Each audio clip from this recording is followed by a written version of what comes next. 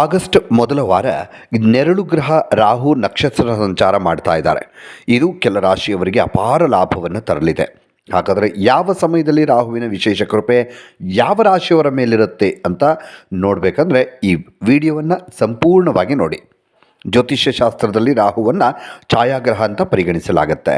ಈ ರಾಹು ಒಂದು ರಾಶಿಯಲ್ಲಿ 18 ತಿಂಗಳವರೆಗೆ ಇರ್ತಾನೆ. ಇದು ಕಾಲಕಾಲಕ್ಕೆ ರಾಶಿ ಮಾತ್ರ ಅಲ್ಲದೆ ನಕ್ಷತ್ರವನ್ನು ಕೂಡ ಬದಲಾಯಿಸುತ್ತೆ.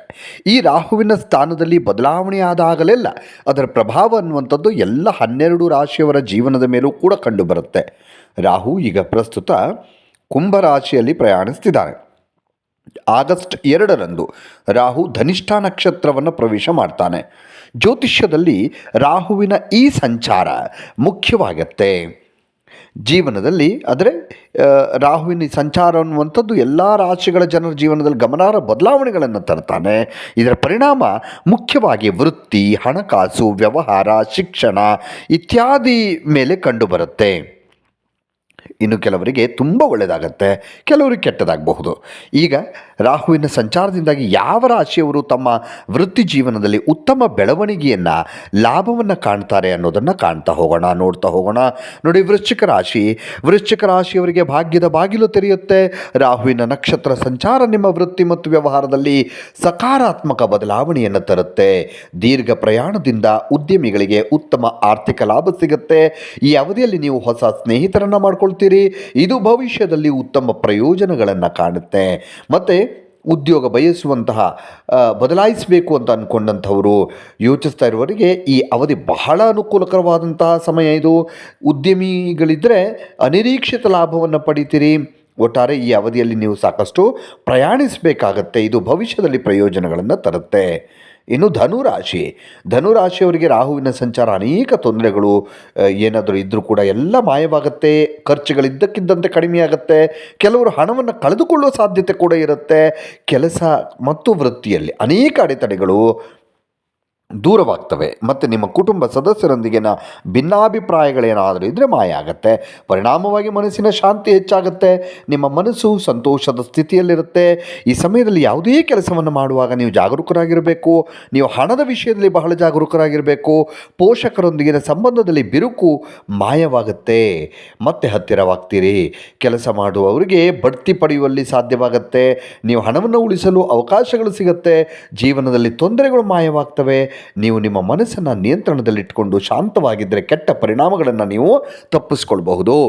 ಇನ್ನು ತುಲಾರಾಶಿಯವರ ಅದೃಷ್ಟದ ಬಾಗಿಲು ತೆರೆಯುವಂತಹ ಸಮಯ ಇದು. ರಾಹುವಿನ ನಕ್ಷತ್ರ ಸಂಚಾರ ತುಲಾರಾಶಿಯವರ ಸಂಪತ್ತನ್ನು ಹೆಚ್ಚಿಸುತ್ತೆ. ಈ ಸಮಯದಲ್ಲಿ ನೀವು ಆರ್ಥಿಕ ಲಾಭ ಪಡೆಯುವ ಸಾಧ್ಯತೆಗಳೂ ಜಾಸ್ತಿ ಇರುತ್ತೆ. ವ್ಯವಹಾರದಲ್ಲಿ ಆರ್ಥಿಕ ಬೆಳವಣಿಗೆ ಇರುತ್ತೆ. ಉದ್ಯಮಿಗಳಿಗೆ ಅಪಾರ ಲಾಭ ಸಿಗುವಂಥ ಪರ್ವಕಾಲ ಇದು. ಅಲ್ಲದೆ ಕೆಲಸ ಮಾಡುವವರಿಗೆ ಬಡ್ತಿ ಸಿಗುವ ಸಾಧ್ಯತೆಗಳಿದೆ. ನೀವು ಮಾಡುವಂಥ ಕೆಲಸದಲ್ಲಿ ವಿಶ್ವಾಸವನ್ನು ಹೆಚ್ಚಿಸುತ್ತೆ. ಕುಟುಂಬ ಜೀವನ ಸಂತೋಷವಾಗಿರುತ್ತೆ. ಈ ಸಮಯದಲ್ಲಿ ನಿಮ್ಮ ಮನಸ್ಥಿತಿ ಚೆನ್ನಾಗಿರುತ್ತೆ. ಆರ್ಥಿಕ ಸ್ಥಿತಿ ಪ್ರಗತಿ ಹೊಂದುತ್ತೆ.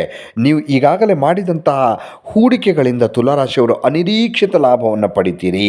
ಕುಟುಂಬದಲ್ಲಿ ದೀರ್ಘಕಾಲದ ಸಮಸ್ಯೆಗಳು ಕೊನೆಗೊಳ್ಳುತ್ತವೆ. ಕೆಲಸದಲ್ಲಿ ಒತ್ತಡ ಕಡಿಮೆಯಾಗುತ್ತೆ.